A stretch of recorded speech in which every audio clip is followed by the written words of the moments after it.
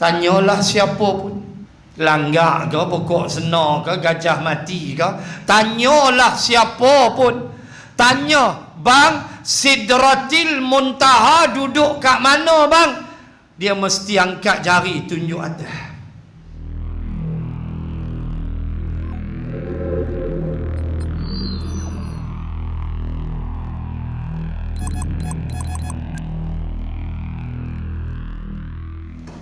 Bismillahirrahmanirrahim.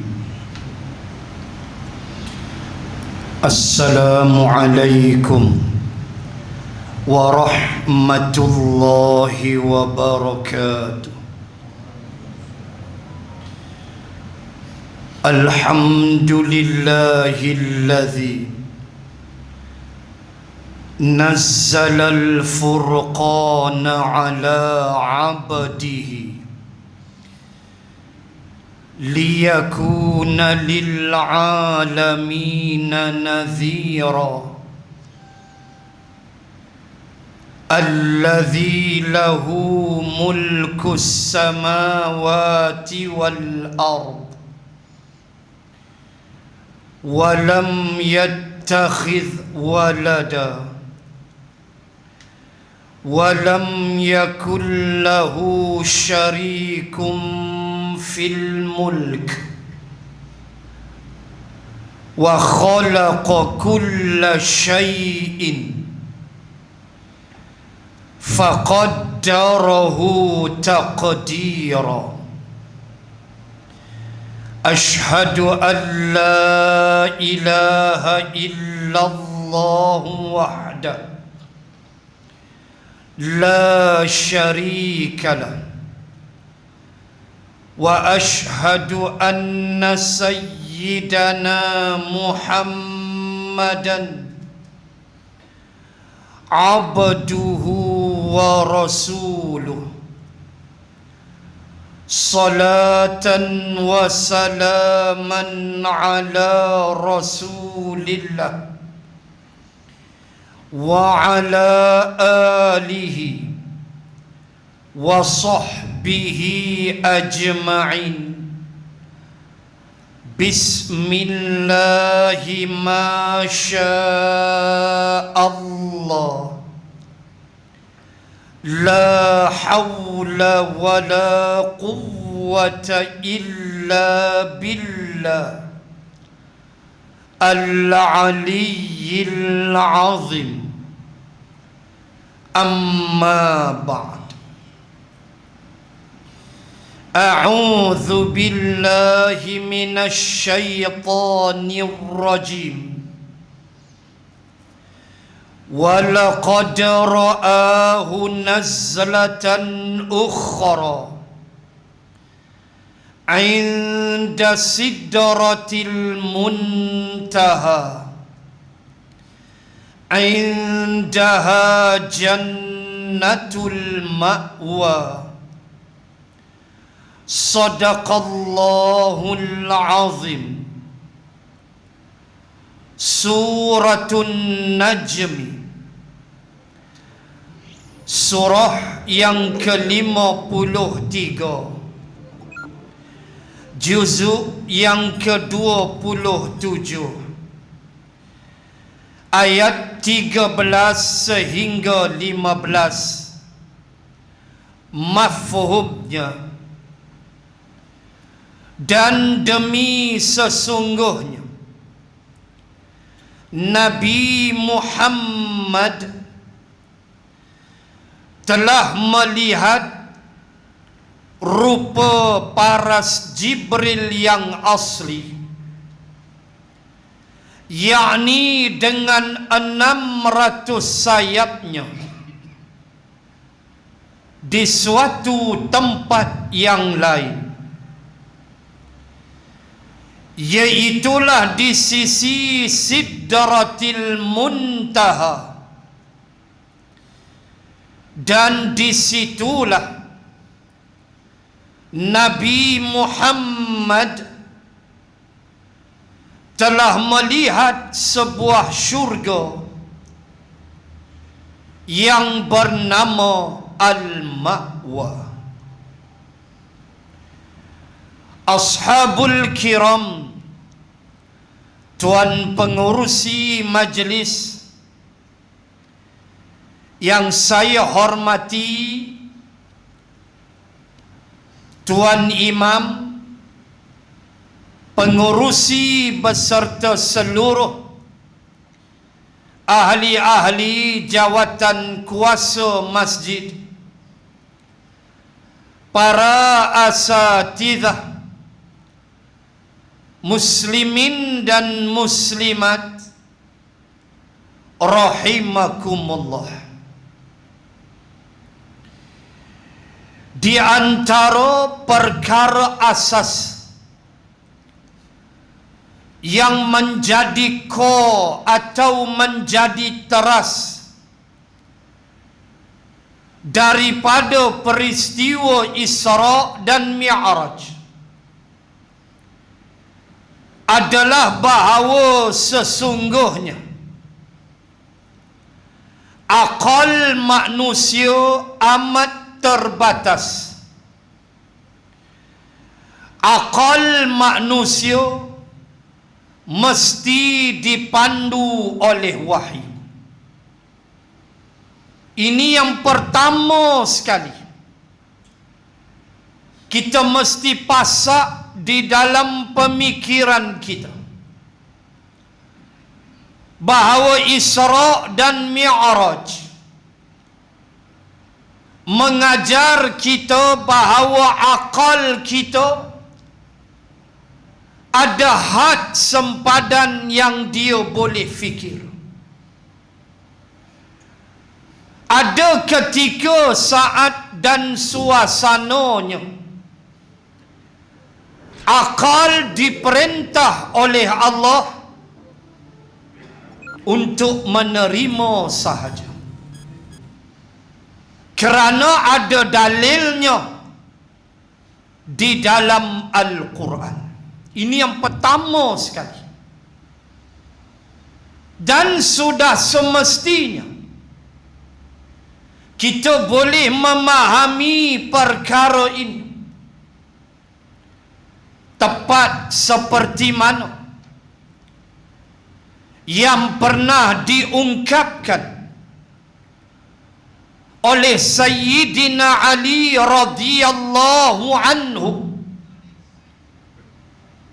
di mana Sayyidina Ali pernah berkata, kalaulah Islam ini mahu diukur dengan akal semata-mata, nescaya, kata Sayyidina Ali, terlebih wajar dan terlebih masuk akal disapu bahagian bawah khuf ataupun sepatu musim sejuk yang dipakai di musim sejuk, stokin atau kasut musim sejuk ini dipakai, dan apabila kita berwudu, bila sampai pada nak basuh kaki, wa arjulakum ilal ka'bain, dalil berwudu ayat 6 Al-Maidah, bila basuh kaki sampai pada kedua buku lali. Lalu Islam ajar, oleh kerana musim sejuk, syita atau winter, maka kita boleh pakai khuf, stokin atau kasut musim sejuk ini. Dan bila nak basuh kaki, tak payah buka. Tak payah buka, basuh kaki itu sebab sejuk. Nanti bertaut pula kaki, jadi kaki itik pula sejuk. Maka buka tak boleh, tak payah. Ambil saja air, sapu belah atas. Ambil air, sapu belah atas.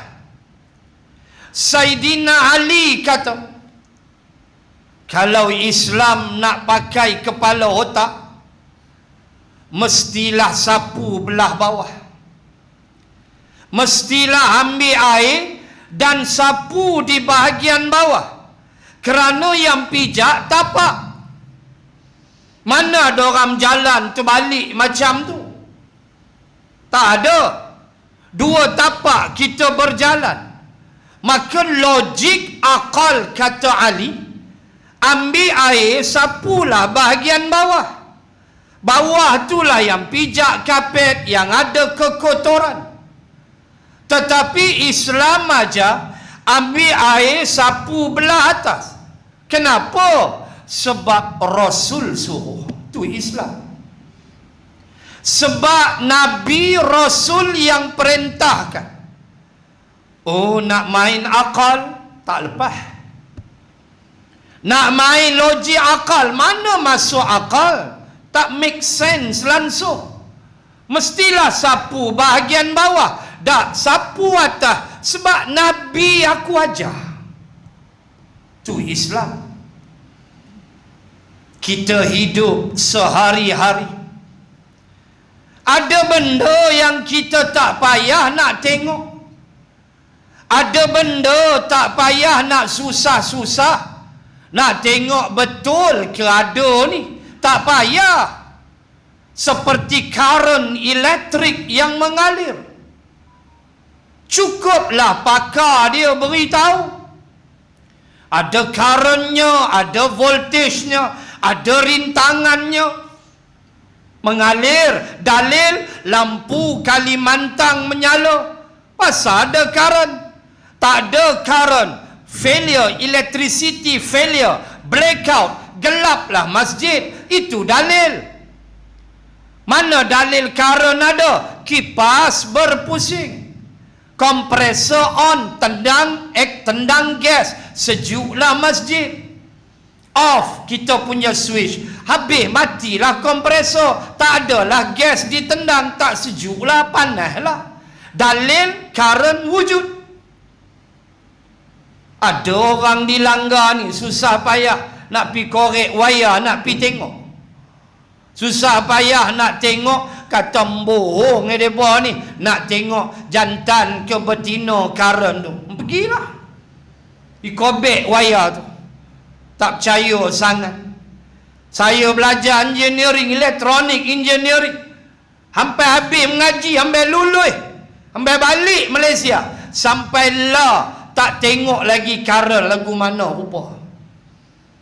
Macam pondan ke, kepala botak ke, buntut pungkok tonggek ke, tak tahu.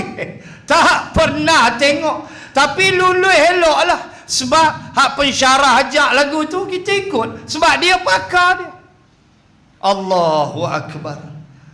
Tak ada susah-susah nak tengok. Sagi balik, switch off dah balik rumah. Balik rokok atas motor balik. Rokok jangan lupa. Saya kalau kuliah tak sebut rokok, saya penin. Kena sebut. Tuan-tuan, muslimin muslimat, Isra dan Mi'raj. Suruh main akal ke? Tak. Suruh main akal? Tidak. Itulah keimanan. Itulah sami'na wa ata'na. Itulah beriman kepada ayat-ayat Allah. Ada dalil dia. Suratul Isra ayat pertama, itulah dalil Isra. Ada dalil Mi'raj. Saya baca muqaddimah tadi 13, 14, 15 surah An-Najmi. Itulah dalil Isra. Nabi berada di Sidratil Muntaha. Tanyalah siapa pun, langgak ke, pokok senar ke, gajah mati ke, tanyalah siapa pun. Tanya, bang, Sidratil Muntaha duduk kat mana bang? Dia mesti angkat jari tunjuk atas. Walau dia tak pernah dengar ceramah Isra dan Mi'raj. Walau masjid dia tak pernah datang. Dia semayang di rumah aja, semayang tepi televisyen dia. Sujud-sujud keras aja. Rupa biji kurma tahun lepas punya tak buang lagi. Dia ada tepi TV. Mayang celah televisyen kan nak main masjid. Pi tanya dia, mana Sidratil Muntaha? Dia tak cakap banyak, dia angkat jari, dia tunjuk atas. Kalau kita tanya mana Sidratil Muntaha, dia jawab dekat Lana Bulu, pi tangkap dia. Confirm terlepas Tanjung Rambutan, gila. Tak pun keluar pada Tampuih. Tak sihat lah tu. Mental problem lah tu. Mental block lah tu. Semua kita tahu Sidratil Muntaha je tu dia di atas. Tak tolak lagi Isra' dan Mi'raj. Kapi jawab dia. Dengan dalil, dengan nas yang terang dan nyata. Maka pengajaran pertama ialah akal mesti dipandu oleh wahyu. Ada benda akal boleh fikir. Ada benda akal boleh fikir dan arahkan panca indera yang lain untuk melihatnya, seperti mata dan sebagainya, tangan memegangnya. Tetapi ada benda akal Allah perintahkan terima terus, antaranya Isra' dan Mi'raj, persoalan sam'iyat ghaibiyat. Itu yang pertama. Mesti pasak dulu bahawa Islam bukan nak main akal, Islam atas wahyu. Yang kedua, konsep penghambaan. Allahu Akbar. Tidak ada jawatan yang paling mulia bagi saya, tuan-tuan muslimat, melainkan jawatan kita adalah hamba kepada Allah. Aku ni hamba kepada Allah. Itulah posisi jawatan yang paling mulia sekali, menjadi hamba Allah Subhanahu wa ta'ala. Allah tidak menyebut Subhanalladzi asra habibihi. Maha suci Allah yang menjalankan kekasihnya. Boleh saja, sebab yang dijalankan itu kekasih dia, Muhammad sallallahu alaihi wasallam. Allah tidak menyebut asra rasulihi, yang menjalankan rasulnya. Boleh saja, sudahlah rasul, penutup segala nabi-nabi dan rasul-rasul, mulianya nabi. Tetapi Allah menyebut asra bi'abdihi, konsep penghambaan.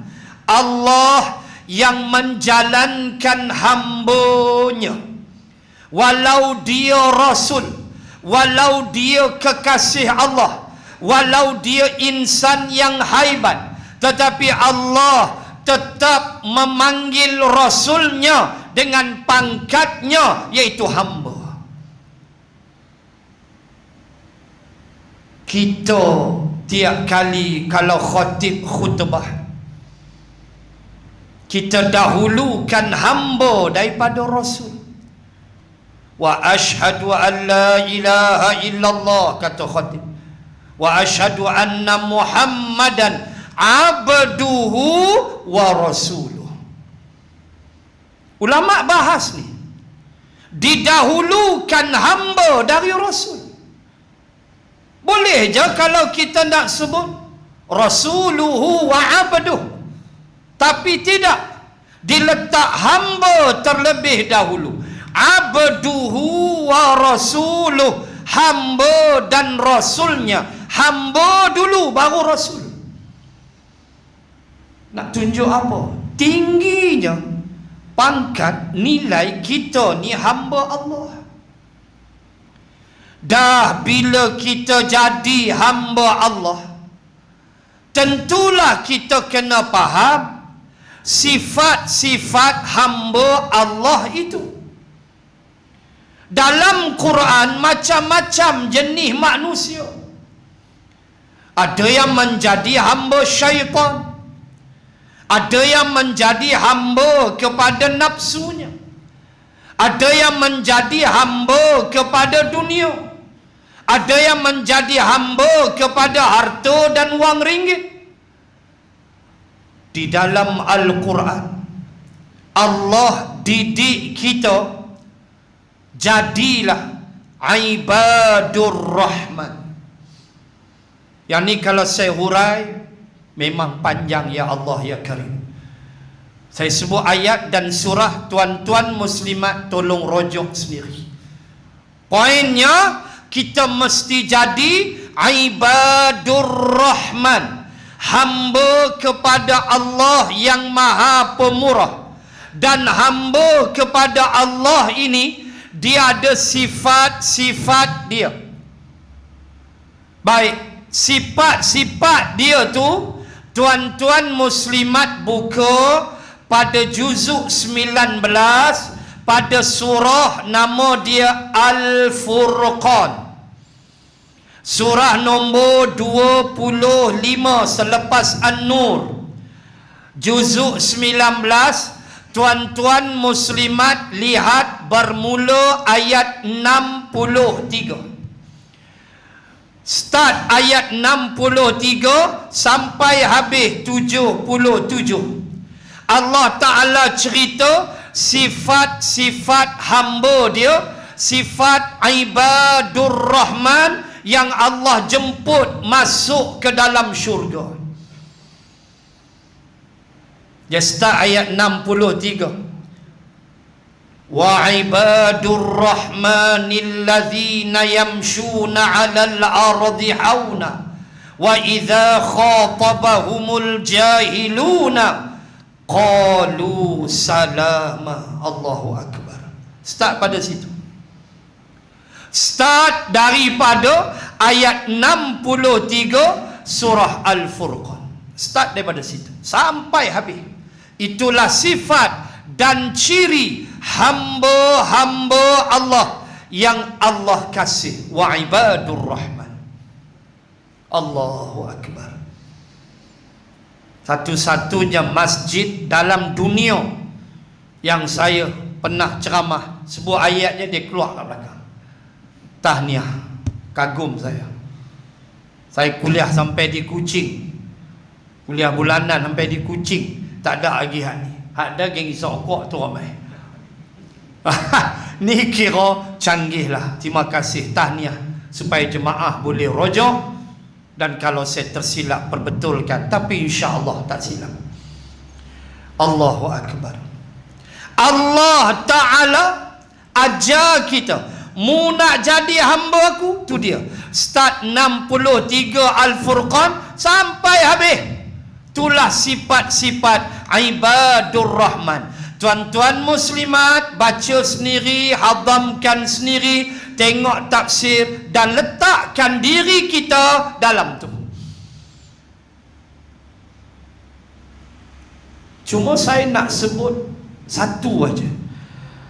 Alladzina yastami'una al-qawla fayattabi'una ahsana. Ulaika alladzina hadahumullah wa ulaika hum ulul albab.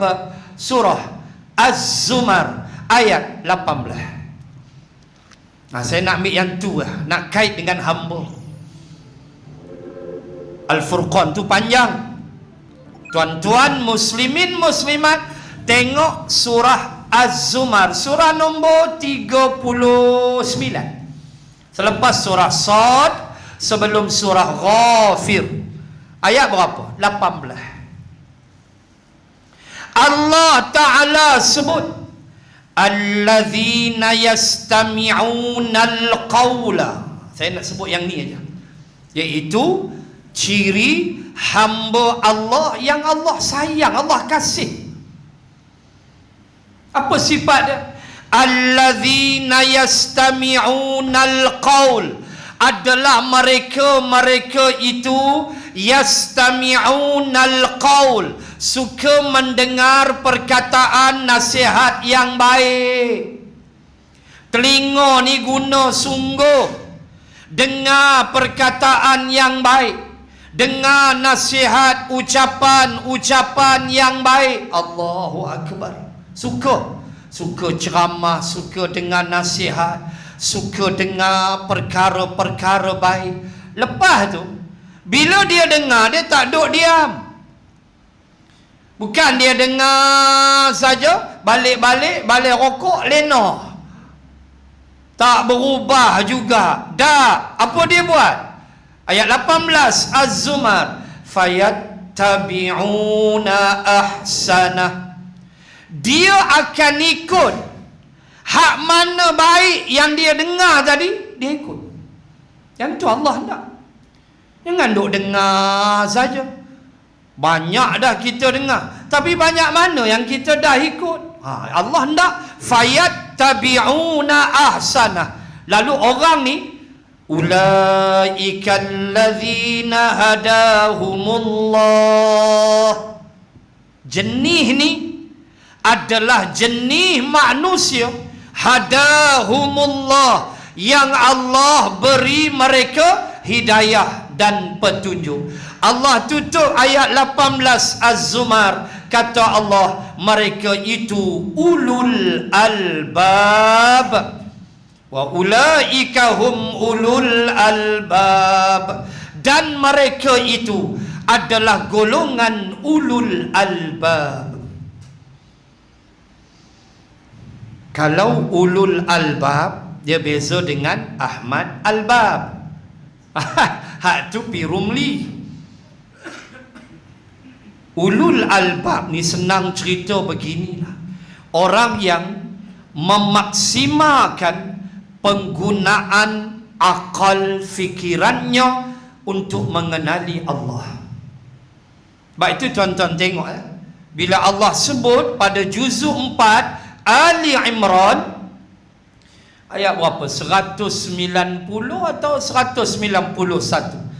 Ayat yang biasa tu imam baca, inna fi khalqis samawati wal ard wa ikhtilafil laili wan nahari la ayatil li ulil albab. Allahu Akbar.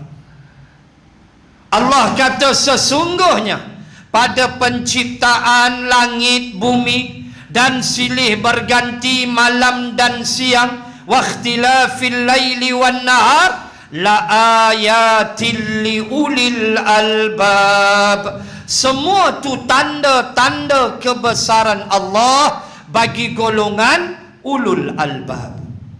Dia tengok langit Allah, dia kata bukan main-main langit ni Allah Ta'ala buat.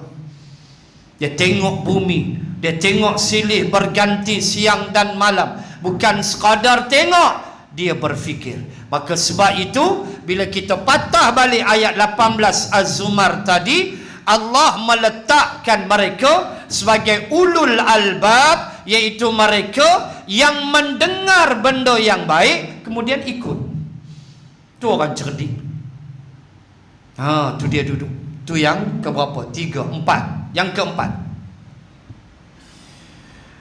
tuan-tuan muslimin muslimat, perhati tengok.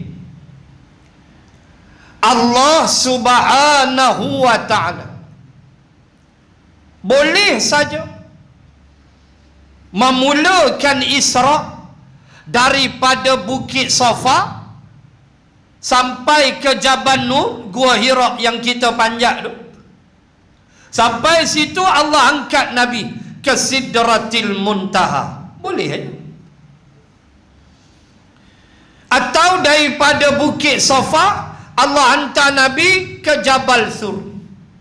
Daripada Jabal Sur angkat Nabi ke Sidratil Muntaha. Boleh? Sebab Allah fa'alul lima yurid. Allah buat apa dia tak. Tetapi Allah Ta'ala sebut, yang dibahas oleh almarhum Ad-Doktor Mutawalli Sya'rawi Al-Hasani, ulama Al-Azhar yang berketurunan Sayyidina Hasan radhiyallahu anhu, telah pun meninggal dunia dia. Almarhum Ad-Doktor Syekh Mutawalli Sya'rawi Al-Hasani, dia menyebut Allah memulakan perjalanan Isra minal haram. Pak Arab biasalah dia tak sebut Masjidil Haram, dia dah biasa dengan haram. Bila haram tu makna Masjidil Haram lah, itu adat orang Arab. Itu kan biasa kita kena dekat Tanaim kan, bila kita buat umrah, bila kita ambil miqat di Tanaim, kita solat sunat tahiyatul masjid, solat sunat ihram, kemudian kita solat sunat tahiyatul masjid, kemudian kita niat nawaitul umrata wa ahramtu biha, kita pun niat umrah, bergerak keluar dari masjid Tanaim. Cuba tengok di luar masjid tu kan, Pak Arab driver van, driver taksi kan dia jerit dekat kita sambil dia pegang tasbih kan, haram haram haram haram haram haram kan, selalu kita pun terperanjat haram apa pula dah kan. Duk ingat jalan dengan bukan mahram ke, bini kita duk sebelah, haram apanya, haram haram, dia jerekah tu. Mula anak murid yang first timer dia cari kita lah, ustaz haram apa dia? Saya tahu haram jadah aja ustaz. Hak jenis anak murid loya buruk. Haram tu Masjidil Haram lah bang, kita kata kat dia. Iaitu dia panggil kita, hang naiklah van aku, taksi aku bawa lah hang pergi Masjidil Haram. Ada apa haram aja. Dengan kita terperanjat, tu budaya Arab. Allah memulakan Isra minal masjid ilal masjid, minal haram ilal aqsa, minal aqsa ila sidratil muntaha. Allah tidak mulakan bukit ke bukit, tetapi Allah mulakan daripada masjid dan habis perjalanan Isra di masjid dengan suatu pengajaran yang cukup besar. Oleh kerana Isra ini perjalanan bumi ke bumi, mula masjid habis masjid, itulah simbolik perjalanan hidup manusia. Maka hidup manusia, tuan-tuan muslimin muslimat, jangan pisah diri dengan rumah Allah. Jangan pisah diri dengan masjid. Jangan pisah diri dengan program-program masjid. Jangan. Sebab Isra mula masjid, habis masjid. Satu simbolik perjalanan hidup kita yang tak boleh kita pisah dengan masjid. Solat berjamaah di masjid, especially muslimin, lelaki.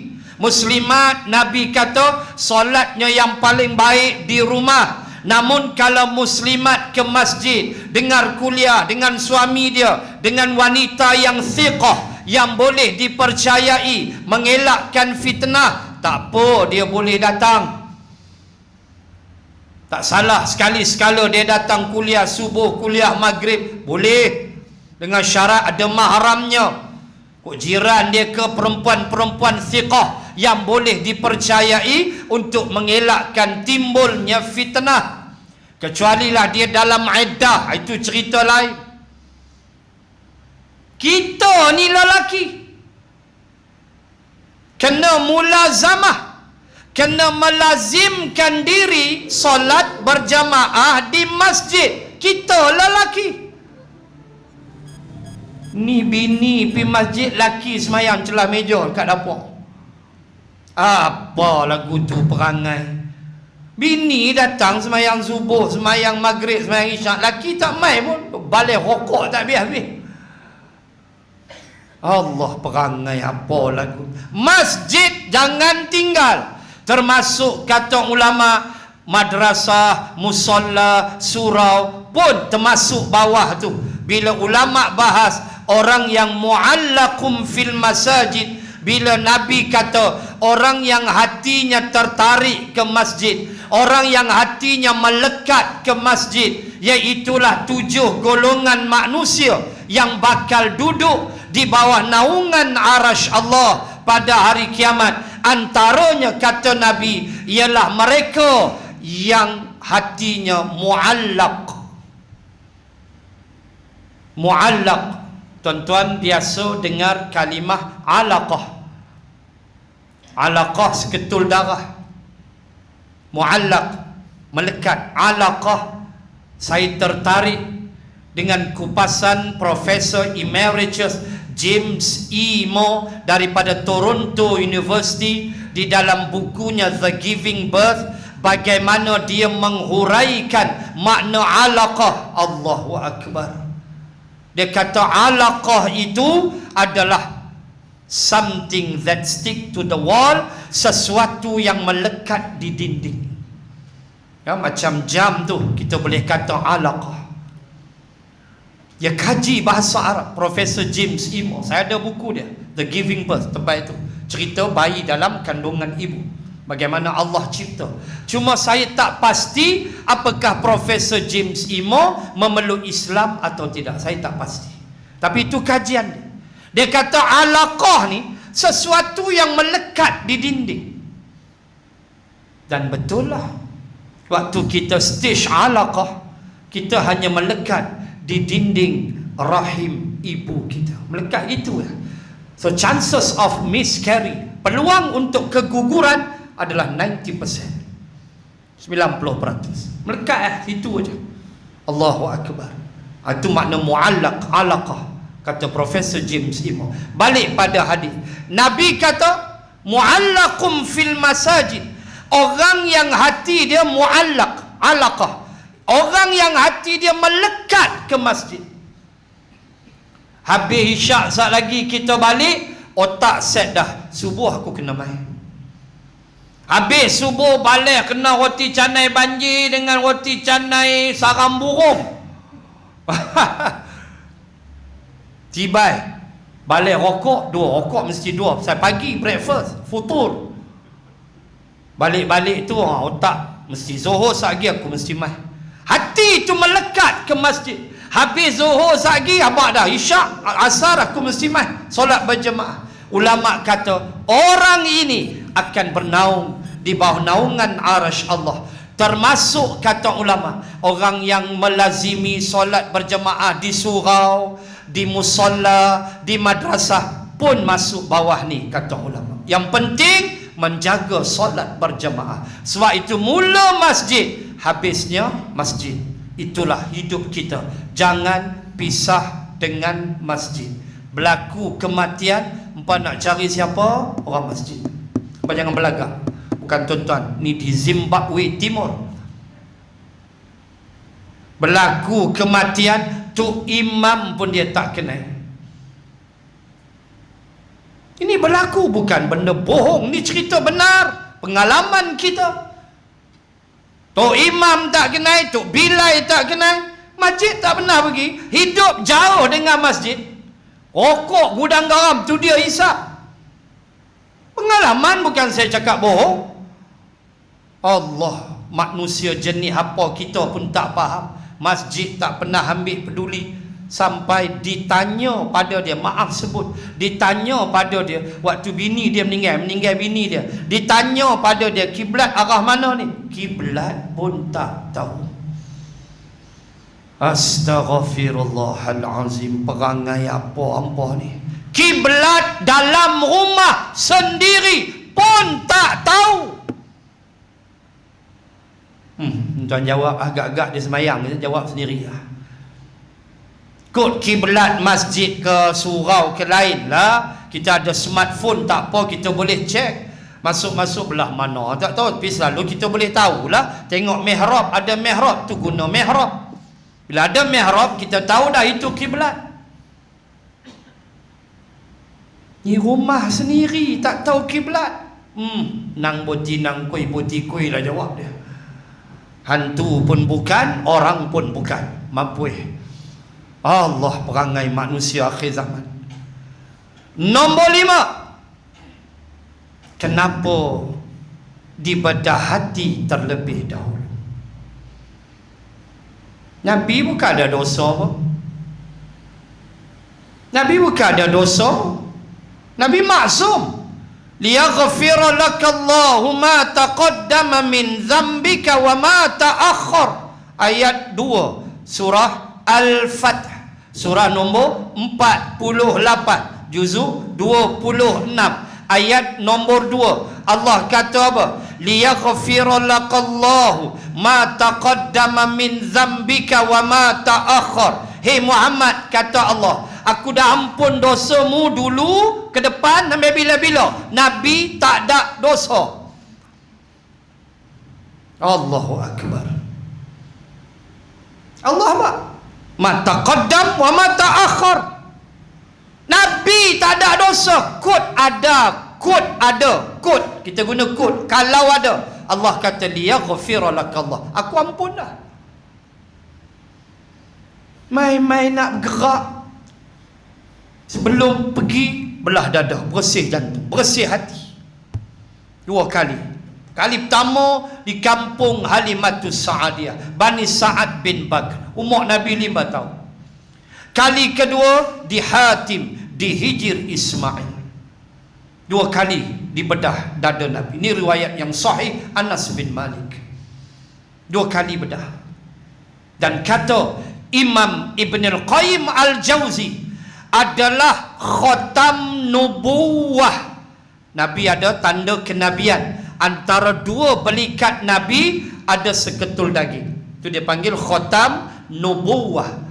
Kita cek hadis-hadis tentang khatam nubuwah, punya banyak hadis. Ulama pergi kepada satu conclusion, kepada satu pengajaran besar. Apa dia?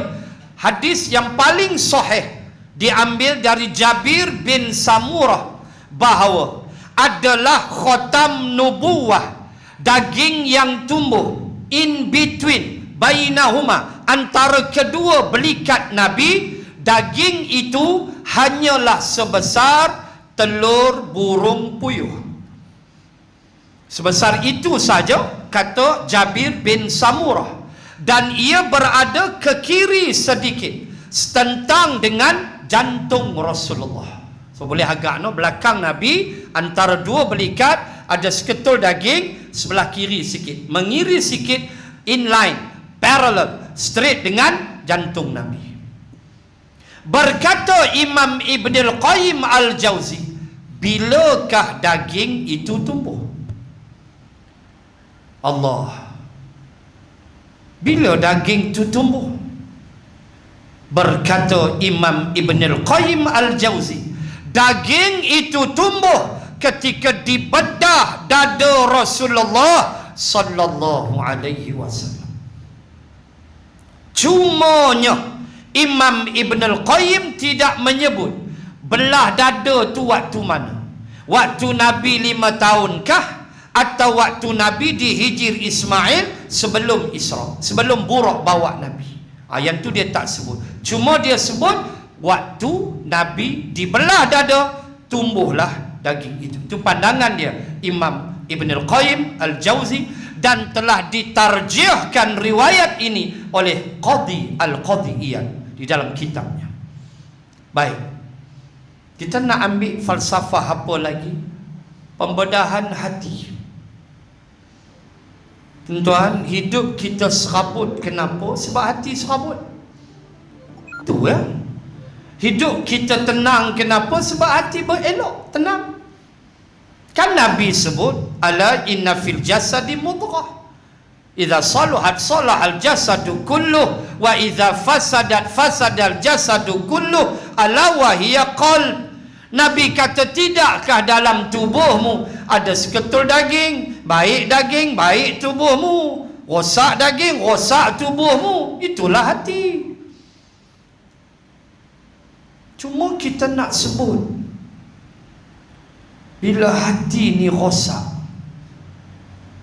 tuan-tuan tengok ya, dahsyatnya hati bila dia rosak, dia akan jadi keras, dan dia akan jadi lebih keras daripada seketul batu. Ayat mana? 74 Al-Baqarah. Thumma qasat qulubukum min ba'di dhalika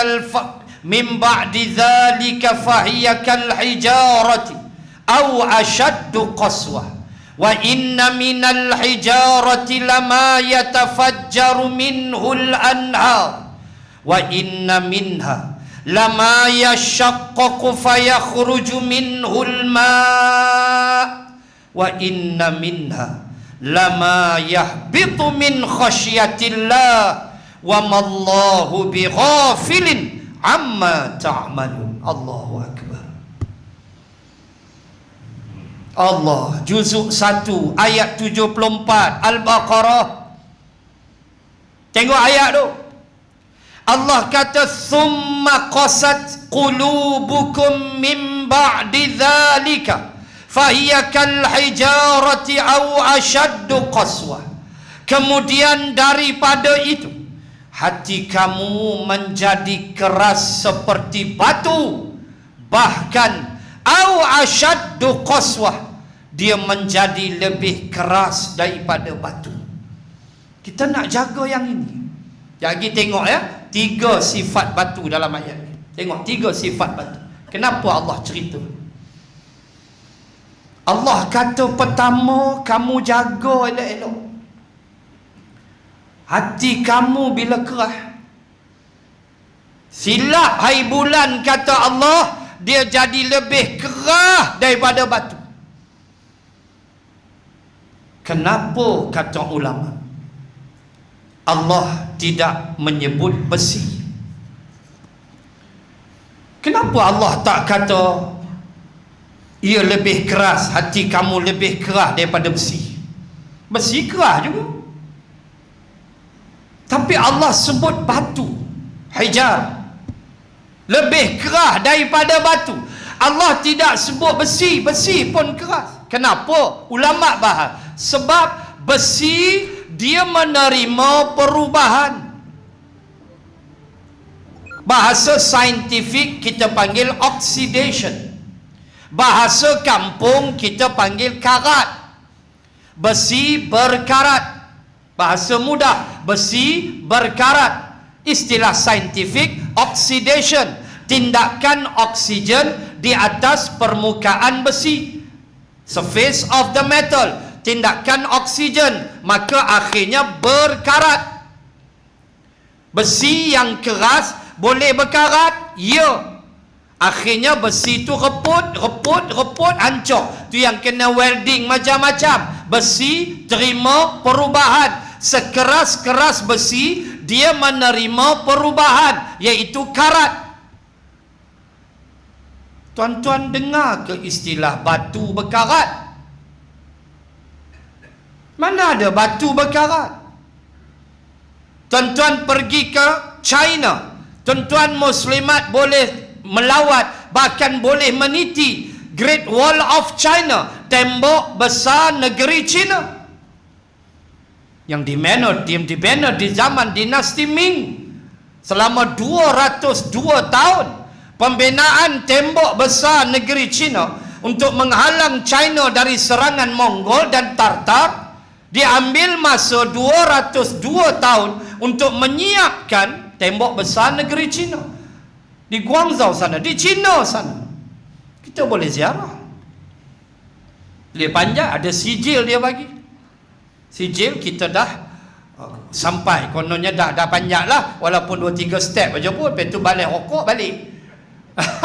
Yang penting ambil gambar, tu lah kan. Yang penting mau selfie, bukan dia panjat dengar pun, menyembang lebih. Sampai lah tuan-tuan, tembok besar negeri China tak roboh sebab batu kerah.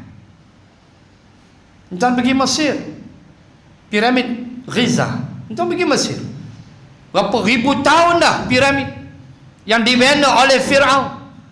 Batu daripada lembah Aswan, batu diambil dari lembah Aswan. Aswan dengan Qahirah nearly 100 km, jauh dekat 100 km lembah Aswan. Batunya berat 1 hingga 3 tan. Ini kajian tentang piramid. 1 hingga 3 tan itulah berat batu. Tinggi batu setinggi orang dewasa. Hamka menyebut dalam tafsirnya adalah gam yang digunakan untuk mengikat kekuatan piramid. Bondingnya yang kuat. Gam digunakan, kata Hamka, ialah madu lebah. Hamka kaji dalam tafsir dia. Madu lebah, bukan gam uhu. Hak tu RM5. Boh pukul 3.5 huntur dengan Fir'aun mampu dalam tu. Madu lebah. Ikat dengan madu lebah. Hamka tanya, di mana Fir'aun dapat madu lebah? Pada pasir. Bukan macam Kuala Derang, boleh panjat pokok. Boleh. Dulu kan almarhum Tuanku Sultan Abdul Halim, ada seorang sahabat kita, haji apa saya tak ingat, tiap-tiap tahun dia akan pergi istana Anak Bukit, dia hadiah dekat Tuanku Sultan almarhum sebotol madu lebah. Hak dia proses ni tiap-tiap tahun dia mengadap almarhum Tuanku Sultan. Ingat lagi, ni bukan cerita madu, cerita gam apa semua. Gam biasa, madu lebah. Kata Hamka, ambil mana? Mana ada pokok itu lebah nak buat sarang? Jawab olehmu, kata Hamka, Fir'aun menggunakan kekuatan ahli sihirnya. Ahli sihir akan jampi nang boti nang kui boti kui. Ambil balai rokok, lebah mai. Tuan-tuan, Allah kata hati kamu lebih keras daripada batu. Kalau kamu tak mau ikut Islam, kamu tak nak agama Allah, kita jumpa dah orang-orang macam ni, hati lebih keras daripada batu. Jumpa. Dia musuhi orang agama ni, tak ada ayat nak sebut. Dia benci ke masjid tu, saya cakap dah. Hati keras pada batu. Lalu Allah sebut dalam ayat tu 74 Al-Baqarah, Allah sebut 3 ciri batu. Wa inna minal hijarati lama yatafajjaru minhul anhar.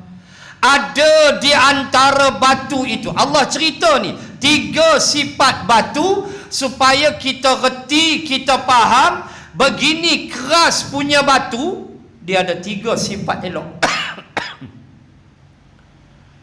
Allah suruh kita fikir, hai hati aku bukan batu seketul daging. Ni batu ni Allah sebut 3 sifat dia. Pertama, sekerah-kerah batu, dia membenarkan. Wa inna minal hijarati lama yatafajjaru minhul anhar. Ada di antara batu, kata Allah, dia kerah macam mana pun dia bagi air lalu. Dia membenarkan air lalu, celah-celah dia. Apa Allah nak ajar? Hai, takkan hati kamu sekeras itu? Tak boleh alih langsung, tak boleh benarkan masuk ketakutan kepada Allah, kefahaman kepada Islam, kecintaan kepada masjid. Takkan tak boleh? Batu aku yang keras, sekerah batu, dia bagi air lalu. Tuan tengok ayat terjun. Tu ayat Allah. Kerah-kerah batu, air terjun, jatuh di celah kekerasan dia. 1, 2. Wa inna minha lama yashaqqaqu fayakhruju minhul ma'. Ada di antara batu yang pecah dan terbit air. Ada batu, kata Allah, dia pecah. Dia pecah, dia terbit air. Merekah di celah-celah rekahan dia, air keluar. Ada? Hati kamu tak boleh pecah lagu tu. Hati kamu tak boleh merekah lagu tu. Mengalirkan kegerunan, ketakutan, memikirkan saat kamu nak mati jumpa Allah. Tak boleh fikir kau. Allah Ta'ala pesan. 2. Dan yang ketiga, wa inna minha lama yahbitu min khasyatillah. Ada di antara batu yang jatuh tersungkur kerana takut kepada Allah. Batu jatuh Batu jatuh, tersungkur kerana takut kepada Allah. Tuan jangan lupa Highland Towers di AU3 Keramat jadi horror.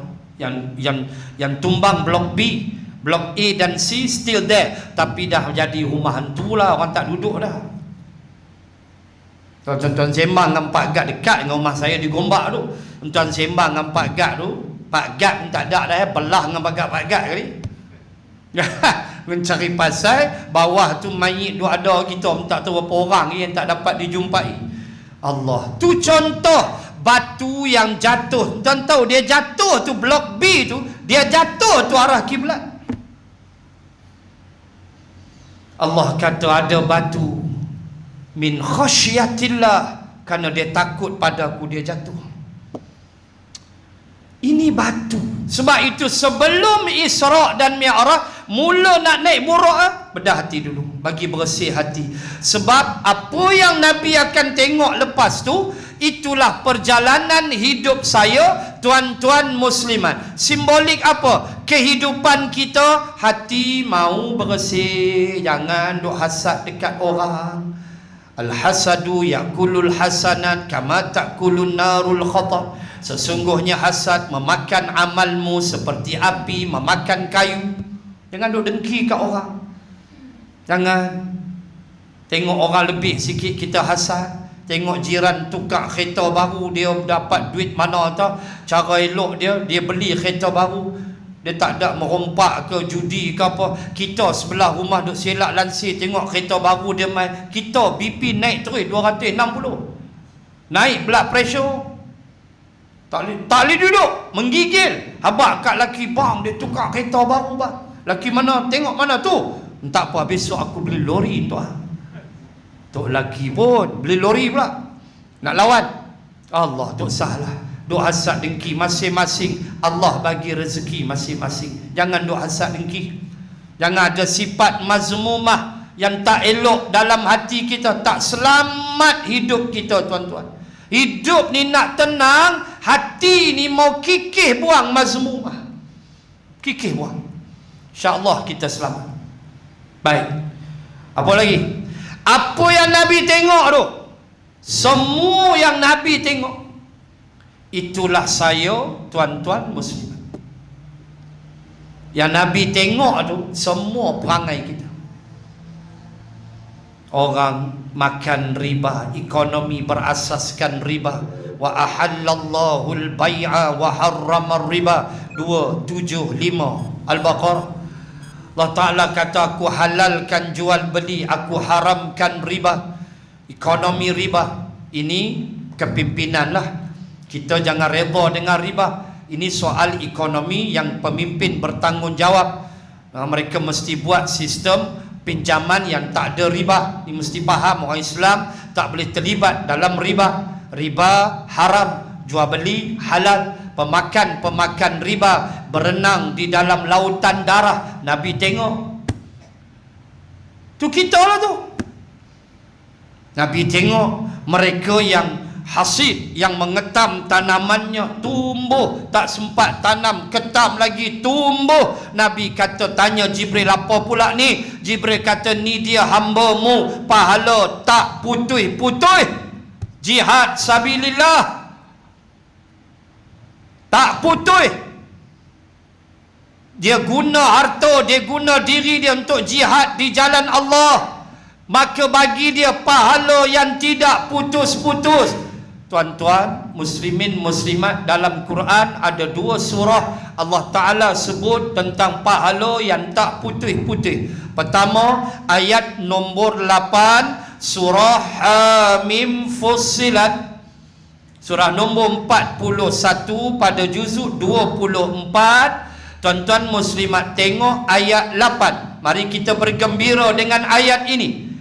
Innal ladzina amanu wa amilus solihati lahum ajrun ghairu mamnun. Allah ayat 8 surah Fussilat. Kata Allah, sesungguhnya orang-orang yang beriman dan beramal soleh lahum ajrun ghairu mamnun, maka untuk mereka pahala yang tidak putus-putus. Nabi tengok tak malam tu? Tengok. Tak putus pahala. Duk kerja ambil pahala walau dia terlantar di atas katil hospital. Tidakkah Nabi sebut dalam hadis, orang yang sakit, yang waktu dia sihat, masjid mana dia tak sampai, kuliah mana dia tak datang, duit tabung mana yang dia tak bagi, tiba-tiba Allah uji dia, terlantar sakit. Nabi kata dia dapat pahala macam dia sihat. Nak apa lagi? Syarat waktu sihat dia pulun lah. Mau sihat bisa okok jadi apa? Syarat waktu dia sihat tu memang dia kaki kuliah, kaki masjid, tiba-tiba terlantar sakit. You don't have to worry. Jangan bimbang. Allah kata ajrun ghairu mamnun, macam dia sihat, wah dia terlantar dengan botol air, dengan drip apa semua. Itulah kelebihan orang beriman dan beramal soleh. Satu ayat lagi, biasalah surah At-Tin, illal ladzina amanu wa amilus solihati falahum ajrun ghairu mamnun. Cuma surah At-Tin ada ziyadah min harfun fa, ada tambah huruf fa, falahum. Itu dalam surah At-Tin. Adapun Fussilat ma fi harfun fa, tidak ada huruf fa, lahum tu. Itu saja beza dia. Tetapi tetap orang beriman, beramal soleh, pahala dia tak putus. Ya Allah, ya Tuhan. Nabi tengok malam tu.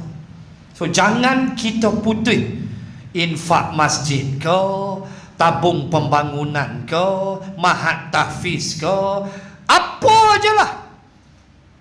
Janji daripada Allah, ajrun ghairu mamnun. Dan Allah takkan sia-siakan. Jangan kata tak putus, tak sia-sia, dia bagi pahala. Ayat 30 surah Al-Kahfi, innal ladzina amanu wa amilus solihati inna la nudhi'u ajra man ahsana amala. 30 Al-Kahfi. Kata Allah, sesungguhnya orang-orang yang beriman dan beramal soleh, inna, sesungguhnya kami, la nudhi'u, kami takkan sia-siakan, la nudhi'u ajra, kami takkan sia-siakan balasannya, man ahsana amala, siapa yang mahu membaiki amal solehnya. Allahu Akbar, tuan-tuan. Nabi tengok, oi, nak sembang tuan-tuan memang panjang, kedua belah tak habis. Saya nak pergi kepada last sekali. Semua tahu dah, semua tuan-tuan banyak kali dengar dah, sampai Al-Aqsa naik apa semua ni. Saya nak sebut satu lah, solat. Solat, kita tahu kan 50 waktu, pahala kita dapat 50 waktu. Buat 5 tapi asal pahala macam 50. Bayanglah kasih Allah. Bayangkan kasih Allah kalau dia fardukan 50. Tuan nak buat apa? 24 jam 50 waktu solat. Tak dan, baru nak cucuh Allahu Akbar. Tak dan. Pokok kira tak dan. Habis semayang baru buka kasut, baru nak cucuh azan pula. Tak dan nak balik rokok tu. Allah bagi 5 waktu, jarak dalam 2 jam. Subuh dengan zuhur tu jauh lah sikit, zuhur asar dalam 2 jam lebih gitu, asar maghrib dalam 2 jam lebih, maghrib isyak tu cepat lah sikit, isyak subuh lama lah. Tu aja. Tapi pahala dia bagi 50. Nah, saya nak sebut 3-4 solat ni penutup lah. Dan saya nak sebut 2 surah. Bila kata solat, tuan-tuan muslimin muslimat kena faham 3 istilah, 3 perkara tentang solat. Baik. Pertama saya nak baca ayat 2 suratul Mu'minun. Alladzina hum fi salatihim khashi'un.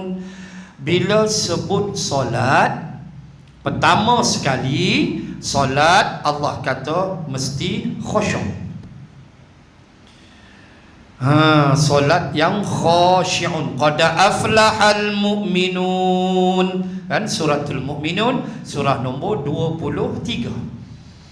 Allah Ta'ala sebut sifat orang berjaya mula-mula sekali, ayat nombor 2 tu. Alladzina hum fi salatihim khasyi'un. Mereka yang solat dia khusyuk. Allah Ustaz, tu imam baca maghrib tadi pun tak ingat. Jangan kata surah panjang, tu imam baca surah apa tadi Ustaz, memang tak ingat Ustaz. Tu kita punya sembahyang. Mana nak khusyuk sangat? Apatah lagi bila Nabi sebut di akhir zaman kekhusyukan solat diangkat oleh Allah. Tak khusyuk lah. Dia jumpa kunci motor hilang 2 minggu, jumpa dalam solat. Mata duk pula, utang tu ke? Nampak tengah duk solat. Tu solat kita, hampa lah, bukan aku. Sama kita pun. Lalu ulama kata paling tak adalah definisi solat khusyuk ni, paling lekeh lah kata orang. Ulama kata iaitu kamu sedar kamu tengah solat, jadilah hak tu pun sedar, oh ni rakaat kedua, jadilah hak tu pun. Daripada melayang tahap apa yang dia ingat pun tak tahu, sedar-sedar dah kepak bagi salam, habis dah. Khasyi'un. Yang kedua surah Al-Ma'arij. Al-Ma'arij juzuk 29, surah yang ke-70. Tuan-tuan, dalam surah tu ada 2 ayat saya nak baca tentang solat. Pertama ayat nombor 23. Wallazina hum ala salatihim daimun. Itu yang pertama. Ayat 23 suratul Ma'arij, surah nombor 70, juzuk 29. Allah Ta'ala sebut nombor 23 ayat 23, kata Allah, dan mereka-mereka yang bila mereka solat mereka itu daimun. Solat mereka itu berterusan, solat mereka itu berkekalan. Ma makna? 5 waktu in hand. 5 waktu in hand. Subuh, zuhur, asar, maghrib, isyak in hand. Buat 5 waktu. Daimun, berkekalan. Sunat terpulang. Ada orang mampu lebih, dia buat sunat. Yang penting 5 waktu kita mesti jaga. Daimun, berkekalan, tak pernah tinggal. Tak ada prinsip jadilah Ustaz, saya maghrib isyak 3 je tak buat, 2 jadi ya. Tai kucing hang 2 waktu hang kata jadi, 3 lagi hang umban masuk neraka, cari penyakit. Semayang mesti 5, jangan pikrat tinggal 2. Jangan. Hak wajib mau jaga, hak sunat terpulang. Ni nak main tak lama lagi geng 08 dengan geng 20. Dia nak main dah tak lama lagi geng 08. Ni bukan gangster Chowkit Road. Ada sebuah masjid di KL, dia ada parking lot, dia tulis itu geng 08. Parking sini 8 rakaat tarawih. Geng 20 sini ada di KL, dia parking siap. So selalu yang penuh parking geng 08. Dia kira 8 tu, dia pandang pintu lah, dia kira nak belah lah. Belah bukan dia sambung apa-apa, ni seokok ya. balik cendol, menyembang kedai kopi, kena teh tarik, aku 12 baru balik. Jenis itu. Kita sebut tarawih, dia hanyalah sunat. Kata Al-Qaradawi, amalan sunat dia takkan naik makam dia jadi wajib. Tak ada. Setinggi manalah pahala dia, paling tinggi sunat muakkad. So, siapa yang tak masuk geng 08, siapa yang tak masuk geng 20, tapi dia masuk geng jual tembikai, tak risau. Kan dia meniaga tembikai malam-malam, dia tak sembahyang tarawih, dia tak berdosa. Cuma dia rugi. Sebab tarawih hanya ada Ramadan. Kita sangka baiklah, malam mungkin dia dah punggah tembikai, dia sembahyang sorang-sorang di rumah. Aku rasa tak ada dah, pakai lena tentu lah. Tuan-tuan muslimin muslimat, sembahyang 5 waktu daimun, berkekalan. Jaga berkekalan, jangan tinggal walau 1 waktu. Dan yang terakhir, surah yang sama Al-Ma'arij. Pergi ke depan sikit. Walladzina hum ala salatihim yuhafizun. Ayat 34. Ke depan sikit, tadi 23, ke depan sikit 34. Surah yang sama Al-Ma'arij. Kata Allah, dan mereka-mereka yang salat mereka itu yuhafizun, mereka memelihara salat mereka. Hafiz makna pelihara. Berkata Imam Ibnu Katsir di dalam tafsirnya, tafsir Ibnu Katsir, apa makna yuhafizun? Ayat 34 suratul Ma'arij, apa makna memelihara salat? Kata Imam Ibnu Katsir, pertama, memelihara rukun-rukun salat.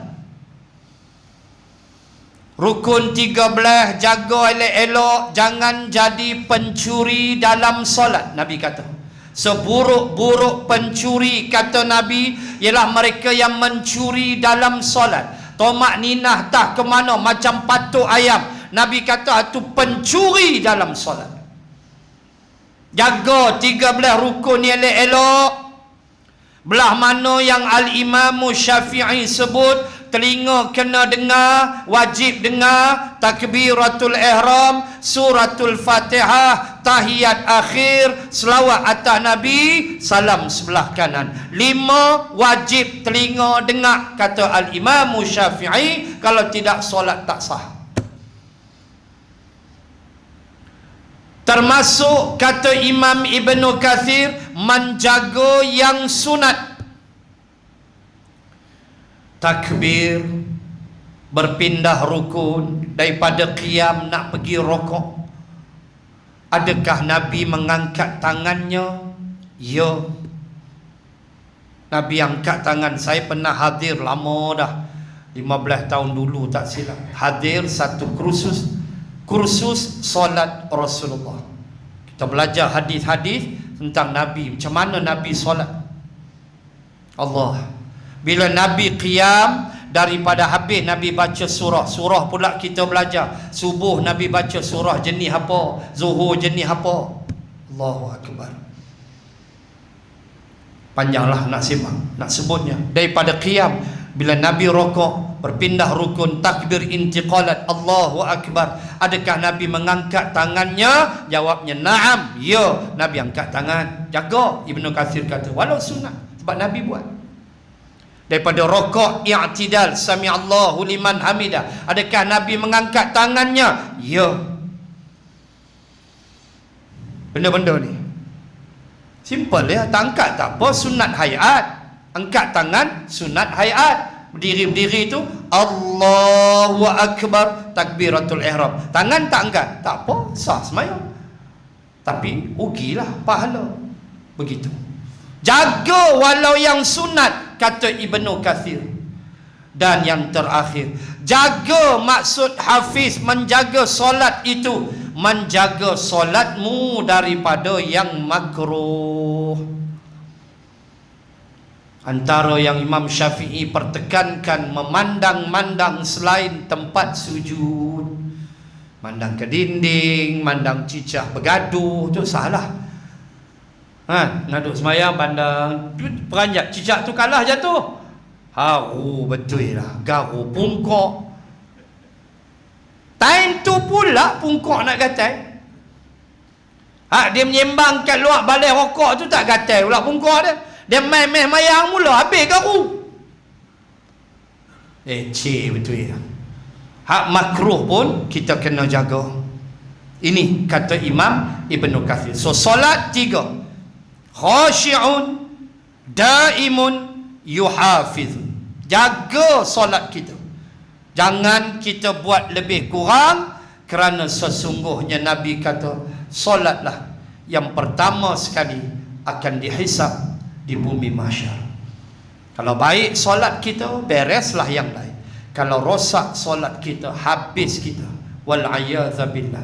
Cuma saya nak pesan sebagai akhirnya pesanan Al-Imam Al-Ghazali di dalam Hidayatus Salikin adalah amalan yang wajib dan amalan yang sunat laksana orang yang berniaga.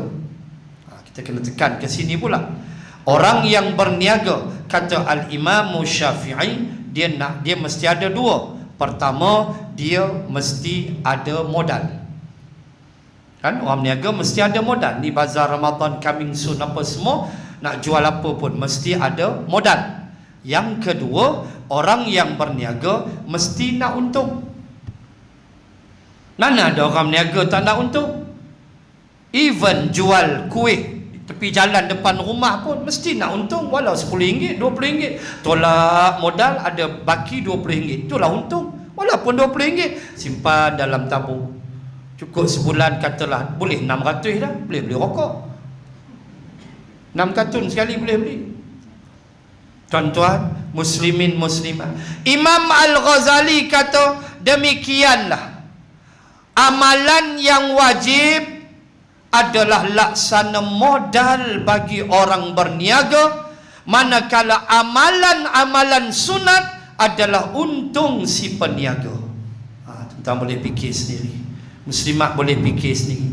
Letih tak badan kalau peniaga balik modal dia, untung tak apa.